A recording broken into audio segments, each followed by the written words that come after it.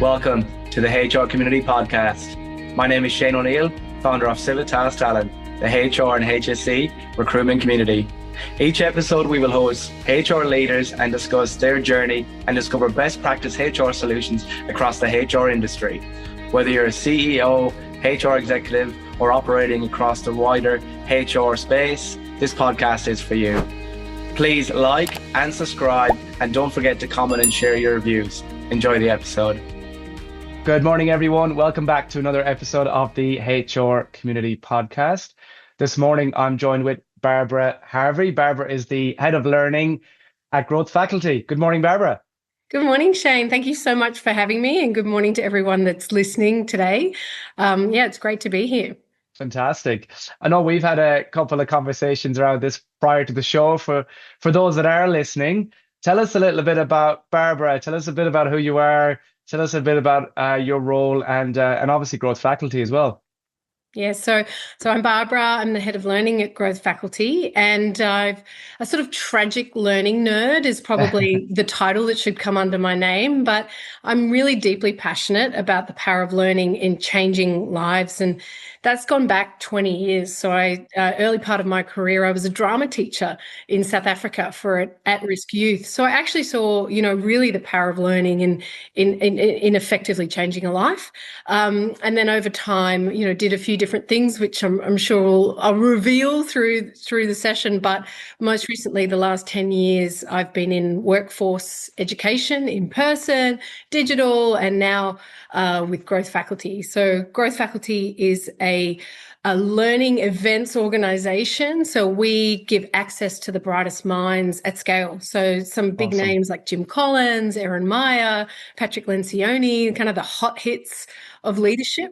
And that's either in person at big events, but also through the platform. So it's great. It's an amazing point in my career because I love leadership. I love spreading that work, but also really I'm very interested in what's happening in learning and how do we get learning out to lots of people in ways that they're ready to receive it. So Love that's that. where I am now. Yeah. Awesome. For those that are listening, if you didn't know who Growth Faculty were before, I'm sure you do now. So it's some pretty big names there. I know I can proudly say I've ticked off a few of those their leadership books and have looked at a lot of the content that they're posting online. I think it's really good. In terms of your background, again, we had this discussion sort of offline. I think your background's quite interesting as well, Barbara, because I mean, where I sit from a recruitment perspective within the people, culture, and talent space, you see the more traditional learning and development route where you've started in HR and then you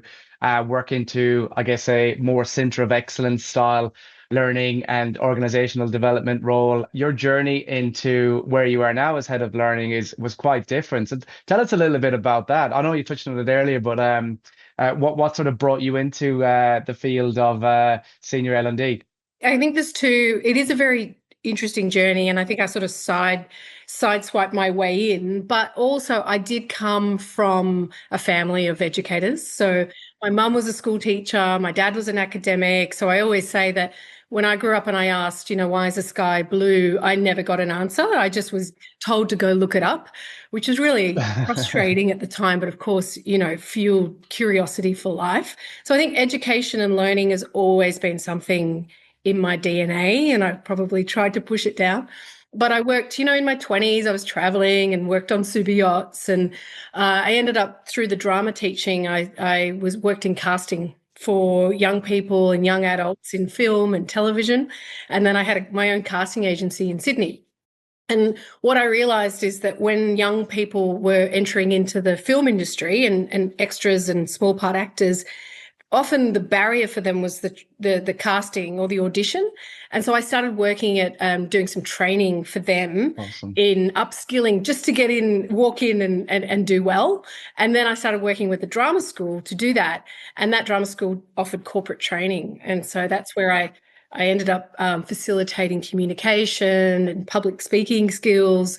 And that was back in the day of corporate learning, which was really training rooms, catering, like real kind of old, this is what we're moving from, right? Like that real traditional Workshop. That's how old it is. I can't remember the name. What is it? Yeah, so that was kind of where I started.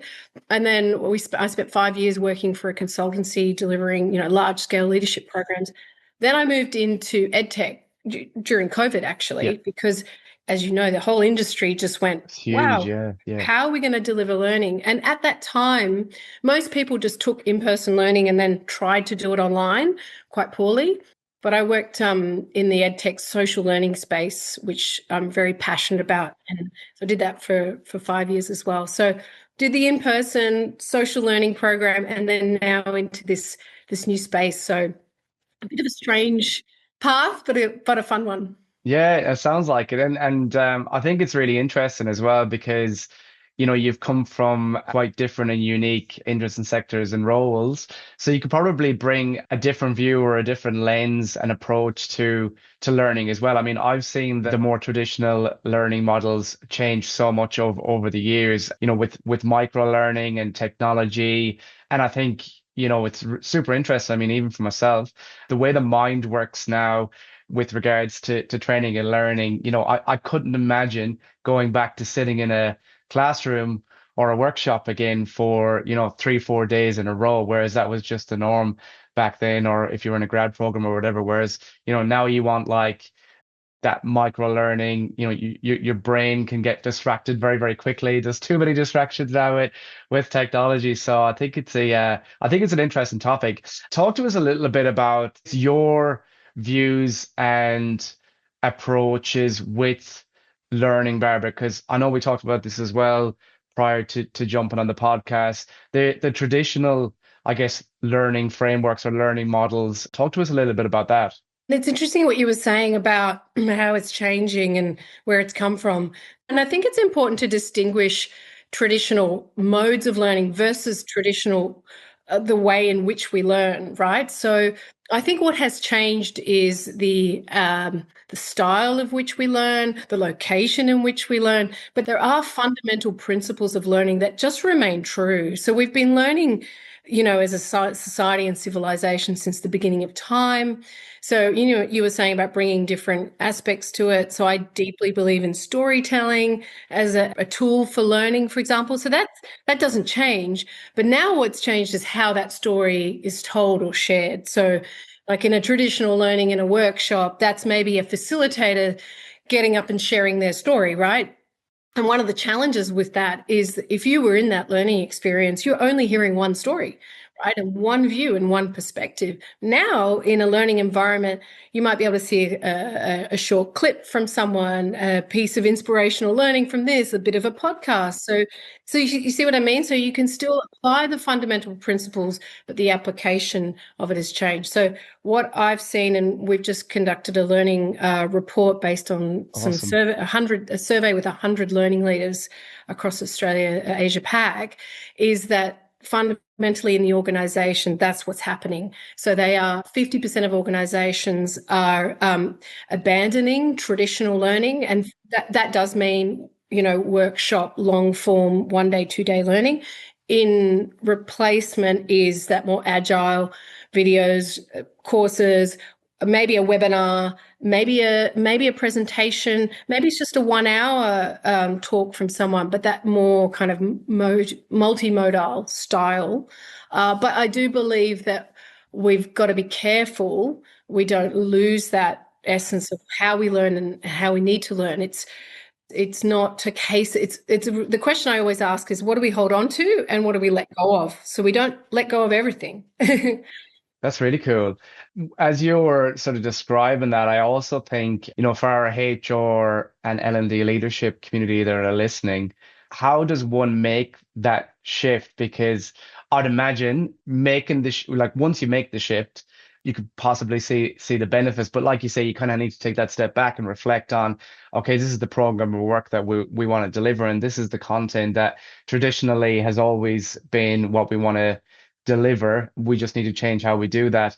In some organizations, as you can probably imagine, they want to really hold on to that sort of more old school or traditional approach, or maybe, they're dealing with the CEO or a board who don't really want to change things up. I mean, for a HR and leadership community, Barbara, how does one, make that shift or change that habit? Yeah, it's a great question. Like, I think fundamentally you need to look at what are you trying to do in the organization. And I believe in having a really systemic approach to learning. So we talk about circular learning, like the circular economy. So it's really important that learning is not seen as a one-off event or sending people off to this workshop. So there's quite a lot of work to do if you're up for it, in stepping back and saying, how do we become a learning organization? How do we prioritize learning? How is time protected for learning, right? And that's got to come from up above in terms of support for that. But I think if you have an organization that's holding on to in-person learning, so it always feels like it must happen in person, then it's about understanding, because I love all forms of learning, right? And so for that piece, it's about understanding what can only happen in that space. What can only happen? Why are we sitting together for 8 hours when 50% of that work could have been done, remotely or in groups, or, so I think that's a conversation. I think we tend to be a little bit, I don't want to use the word lazy, but it's simpler if people go away and do that and then they come back, the old tick the box. So there's a piece around the kind of broader strategic piece of what are you going to do about learning? And secondly, what does learning look like? But thirdly, the big challenge is the measurement. So it was much simpler. Yeah, yeah, yeah. People went to a workshop. They work through these capabilities, and particularly with more technical training, obviously, that's, a different piece. And you could say, well, look, these 50 people went through this program, they attended.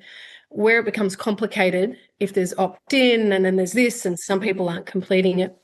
So you have to actually do quite a bit of work, and the industry itself needs to step up. It's just not good enough in terms of the measurement that we can prove the return on impact on learning to executives or just on a budget line, right? Yeah, yeah, So yeah. I don't claim to have all the answers, but these are the things you need to be thinking about. And you need to think about, I always say it's very difficult to map the success of something, some form of learning from beginning. Like you even said to me, where did your career come from? There's so many sources of where the results come from, but you've got to be able to show in some way the impact Yeah. that whatever you're doing is having. 100%. And Yeah. you touched on something pretty critical there that I'm going to probably a bit more about. And again, I'm sure anyone listening would be keen to hear or agree or disagree. But with regards to measurement, I mean, talk to us a little bit about that. I mean, there's some amazing software and technology out there now where you can get that sort of real-time data to analyze when it comes to L&D. But I guess from a strategic perspective, we're bringing all these cool, sexy new learning models and softwares and whatnot to the table. I guess how does one measure the effectiveness of the learning and I guess calculate maybe is there an ROI here? Should we double down? Should we pull back?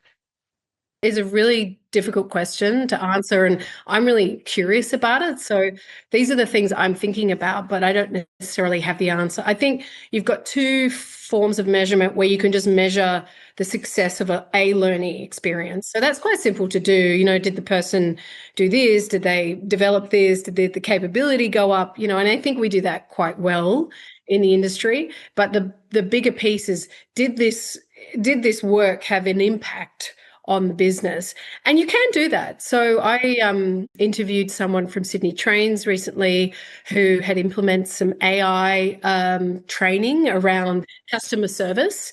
And they apparently, historically, they look at overall, they train the staff and then they look at the customer satisfaction rates. Gotcha. Right? Broadly. Now, there would be a whole bunch of things that would play into that, not just that training, but that's one thing they track to.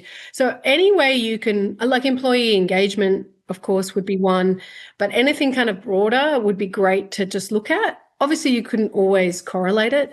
Maybe this is a cop out, but I don't know if you actually can truly measure the success of something because, so David Rock, who's a learning scientist, says one of the best ways to measure the impact of learning is to test so many weeks down the track. And if people remember one thing, they just remember one thing, which is a Yeah, bit scary considering how much you might be learning. But so I think that if you don't do it, if you don't invest in the learning, it's a little bit like your health, right? Like the compounding effects of ignoring learning and deprioritizing it. I think we spoke about this before, that yeah, a big part of retention and attraction. So if you're not offering learning and development, even the optics of that as an individual in an organization, oh, they don't care about me. They're not investing in me. So if they do the course and maybe it's not life changing, but if it's a really good course and a program, at best, you're investing in your people's growth and development. 100%. And surely that's worth it. But yeah, I feel like I don't have the right enough answers. I'm investigating this space a bit more. Yeah, yeah, Because I feel like it's what holds us back as learning professionals, because we're often pushed aside in the budget, or always having to sell learning. Like that's what I feel like. We're all sales agents of learning. We're having to always position learning unless you have an exec who's really behind it yeah. with a bit of leap of faith. It can really fall off the wagon in terms of priorities. It's really interesting, and I'm also curious, and I'm sure a lot of listeners are curious on that measurement piece as well. But what I even just got out of that response was, even just asking the right questions. What did you learn from that session, and how are you going to apply that? And maybe, in 4 weeks' time, checking in to say, okay, how did you apply it? Or did you apply it? How did you apply it? What was the outcome? Very, very simple sort of questions like that can really give you, I guess, some real time understanding of if it's working or not. But I agree with you. I mean, on the recruitment side, a lot of the questions that we get around, when we're speaking to candidates about organizations is most definitely around their learning, talent, and organizational development programs. Because it's not just about going there and doing a job now. It's like, how are they going to support me? What's the learning and training, culture engagement strategy like? What's their EVP? What's their branding? And I think a lot of that does stem back to learning and development because, you're rolling out programs to upskill current employees, but also you're creating that learning culture to attract the brightest minds as well that want to keep learning and growing. Speaking of which, I know you're super, super passionate about social learning. Talk to us a little bit about that, Barbara. It's a long part of my career, but in particular, I think at this point in time, what we're seeing is this, because learning is now being more distributed to the individual, because we're not sitting in a workshop. I akin learning to being a little bit like exercise or going to the gym, where if we're not effective, if we're not properly motivated or supported, we tend not to go. So I talk about self-directed learning, doing an online course as being the home exercise bike of learning, right? Like, Yeah, because right. we buy it, we intend to use it, it goes in the lounge and it moves somewhere else and then goes into the garage and then Yeah. eventually out on the street, right? And so the thing about social learning, and in particular, I think synchronous time-bound social learning, which is what we do at Growth Faculty, is that you are together, you're experiencing it with other people. So you're enjoying it as a social experience. And then also you are accountable to each other and to that time, right? So you've got to show up, you do the learning, and you do it together. And so that's one part of it. And so I also deeply believe that the power of learning is not just within the content that's given to you. So in our case, we have incredible thought leaders. Of course, that content is so powerful, but it's about the conversation that happens after the session, right? And when you were talking about measurement, one thing I was thinking about as well, one way you can see the indication of success of learning is the conversations that happen in the organization around learning. So if you see people posting about podcasts or I did this course or I shared that, like that's a sign you're in a learning culture. People are like, Yeah. oh my gosh, I saw this, or have you done this? Have you read this? That's an indication. So yeah, so in our case, we host a really large event We'll have like Jim Collins. It's incredible. He's a great speaker. We're live, so there's chat and polls, and so you feel like you're in this kind of moment. Yeah, And right. and sometimes it's not perfect, right? And that we always say, it's that's when you know it's live, and then to have that discussion afterwards. And I think, I always go back to the Matildas when they were in the World Cup in Australia and how the whole country was, Yeah, we were all watching the same thing, right? We that's weren't right. on different episodes of Netflix. We were together, and it was an emotional time for people because we experienced it together. And I always wonder, would it have felt the same if you're watching those penalty shootouts, for them getting Yeah, into this? yeah. It wouldn't have felt the same the next day, right? Like you would have just fast forwarded to the end. 100%. So Yeah. I believe that social learning is very powerful. There's a lot of research behind it and successful, but also it's the way we need to learn today because, quite frankly, given the choice, we're going to do our work. Yeah. We're going to do the deadline. We're going to, because we've got enough on our plates. We're working, we've got, loved ones, and we've got sport and community. So it's like, often it'll go to the sideways. So if you can kind of stack up learning with your peers, with your team, then it's kind of a winning. I call it the silver bullet of learning. Love that. That's amazing. And I mean, again, I'm putting on my recruitment hat here again, but I guess a lot of organizations, they do try to use the learning and development initiative as a USP for their brand, which I think is quite clever. But then, it can mean different things to different organizations. But I do really love the approach with social learning, and I definitely think that you can get a lot of takeaways from the way you've described it. I mean, for anyone listening and are like, oh, that sounds like a really interesting agenda item for our next ELT meeting, how would you start to look at embedding that kind of social learning culture, Barbara, or what would be maybe the steps to take if you're looking at your organization now and your culture and go, okay, that's cool. How do we drive this? You could start small. So I really believe and we do this at Growth Faculty too. So we have a framework around engagement, but so setting goals, this is the framework, part of the framework, setting goals and intentions. So where do we want to be? And then it's a case of setting a cadence. Like what's our cadence for learning as a team, as a group, as an organization? And it's just as simple as putting something in the diary. Once a quarter, we get together. We're gonna watch a webinar. We're gonna listen to a podcast. We're just gonna watch maybe a few clips of some learning, or maybe somebody from within the organization can speak about their journey or their experience, or they can teach something. I saw something recently. Somebody had karaoke, something team karaoke. I'd never heard of it Yeah, before. right. That's where they just get up, that's not singing, and they share something they've learned. Yeah, wow. Something like that, like create a learning experience that's joyful, that's fun, and it's creative and collaborative. Have a discussion around that. And if you just put that in the diary once a quarter, that's already signaling to people like this is important to us.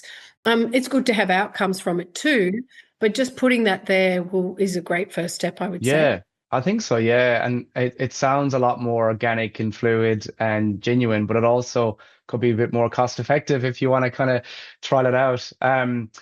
You touched on something earlier, and I just wanted to go back to that and maybe build it out a bit or unpack it a little bit more, Barbara, was AI. Obviously, it's on everyone's agenda at the moment across HR and people. We're running workshops on it. We're running events. We're talking about it on the podcast. We're talking about it at meetings. And, I still think a lot of us are at exploratory stages. But how do you see, or have you seen AI impact learning, and how do you see it kind of playing out? Because I guess, there's a number of tools now where you can just type in what you need and it gives you a full thesis and action plan on how to approach it. Like, do you see that as a good thing for learning or a challenge or? Yeah, I don't think it's binary, right? Like I think it's so interesting, and I'm not an expert at all in this space, but deeply curious. So I think in terms of like, so from the doomsday side of it, in terms of being a learning designer, I like that because that's my, in some ways, my roots. The simplicity of being able to just put things in and out comes a learning plan, which is great in some senses, but that kind of, you're talking about that creativity and coming from different angles, we could end up with very beige learning if we go down that route too much. So there's a part of me goes, no. But then on the other hand, the power of it is so significant, right? In terms of scale and customization and personalization that's there. What I think is the most interesting application of AI at the moment is the kind of, and we're doing it at Growth Faculty, but originally, I don't know if you know Sol Khan, he's the founder of Khan Academy. So their approach was to look at AI as being like a tutor, so like in the Socratic method of the student asking. So originally, when ChatGPT came out in the education space, it was like, no, it's cheating, ban it from universities, ban, ban, ban. But they came out saying, well, let's use it to give students at scale that opportunity to, talk back to the teacher, basically. Yeah, So I yeah. love that application. And so I think it's a fine line because I know that Duolingo got backlash for replacing learning designers with AI, right? So they had to kind of backtrack on that. So I think there's a sense as an audience or as consumers of learning of what will be okay with Yeah, yeah. AI and what we don't want taken away from us. And so at Growth Faculty, we have AI Mentor. So we've worked with our thought leaders to create like a directory of content through AI, and then you can ask that thought leader, That's very cool. specific. Yeah, it's very cool. So it's not just generic content. You're getting their view, which is amazing. But yeah, I just think there's that danger. Have you heard of the memory paradox? Did I tell you No, about that? No. no. So there's a learning scientist, Barbara Okay. Oatley, and Okay, there you go. she talks about it's called the forgetting clause, I think. So the easier it is to remember something, the easier it is to forget, right? So the harder it is to remember something, the better you'll learn it. So the kind of existential crisis I have with AI and learning is that if we fast track learning too much, if it's too quick, if it's 3 minutes, 2 minutes, we keep microbyte, like, are we really learning? Because if you think back to your own work, your own career, and your own learning, I mean, we know that it's through struggle and through challenge, and that's how we deeply learn. It's the discomfort that pushes us into that next, stage of learning and growth. So we just have to be careful we're not fast tracking our own growth by always getting the answers, right? Yeah, yeah. So I love it. I support it. I think let's use it as a tool, but we just got to be mindful. I always say we're not microwaving our learning, like Yeah, yeah. it's got to be the sous chef. Yeah, I like Yeah. that. That's really cool. And I like the I forgot her surname now, but I call it the Barbara Matrix. The as you were saying, it kind of brought me back way back to university days where you've got your exams at Christmas and in the year it was back home, but you have your exams, so you cram the hell out of it in the weeks prior, sometimes even just the night before, and you still get away with a decent enough grade. But then yeah, you could ask me any one of those questions on those exams now, and I probably wouldn't even have two sentences to give you because it's that kind of cramming in knowledge, and like you say, you're not sort of learning it organically, you're not really challenged, you're just trying to take away some of it so you can apply it as quickly as possible. And I see that same comparison with certain AI tools where it's like the knowledge is so accessible, and not even just AI, just the World Wide Web in general,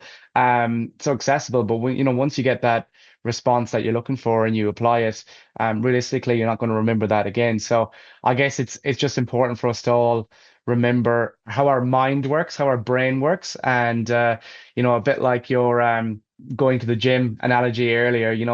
It's an important muscle for us to keep working on and learning, and getting involved in something like AI Mentor, going to really good thought leader events, reading the right material, reading good books and publications and reports.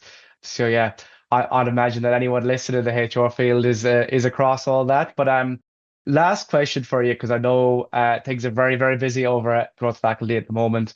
I'd be very silly to let you off without asking you about some of your really exciting events.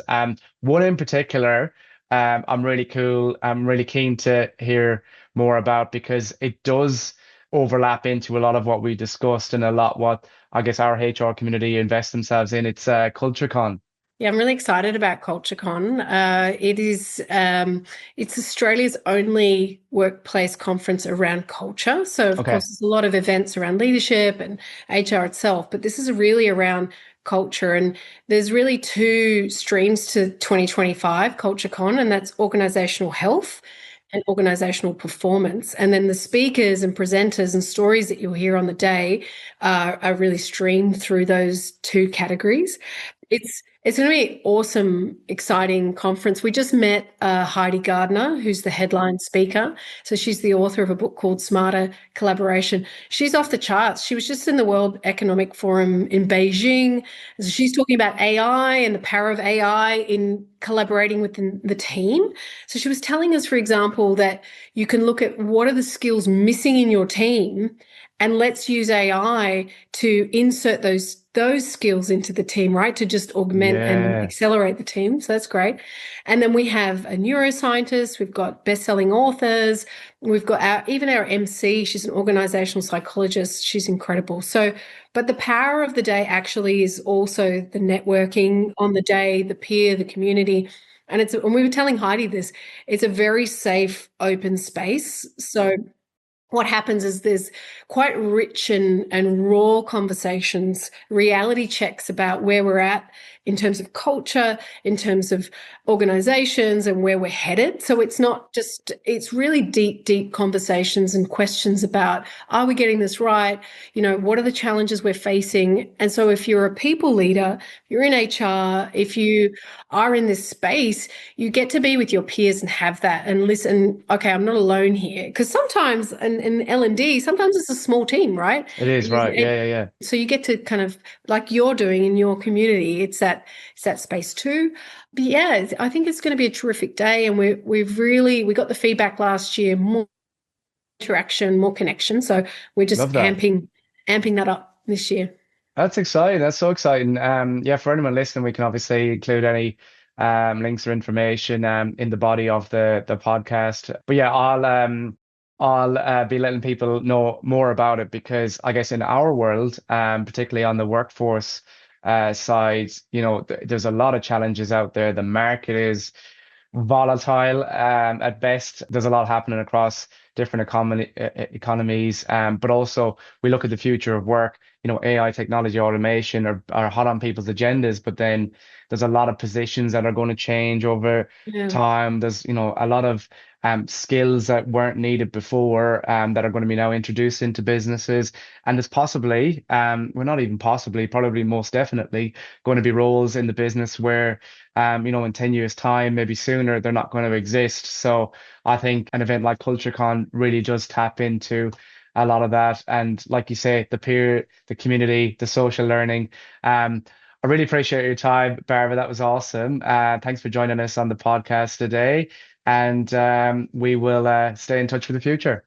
Amazing. Thank you so much. And feel free, if anyone wants to reach out, I'm more than happy to connect and have a conversation too. So thank you. And thank you to all our listeners. Thanks for tuning in again. It's Shane here from the HR Community Podcast. Have a good day. Thank you for tuning in to the HR Community Podcast. Remember to like and subscribe and share your views and comments below. This podcast was brought to you by Civitas Talent, the HR and HSC recruitment community. Whether you're a candidate looking for a new role or organization looking to secure brand new talent for your team, please get in touch with us today. Thank you.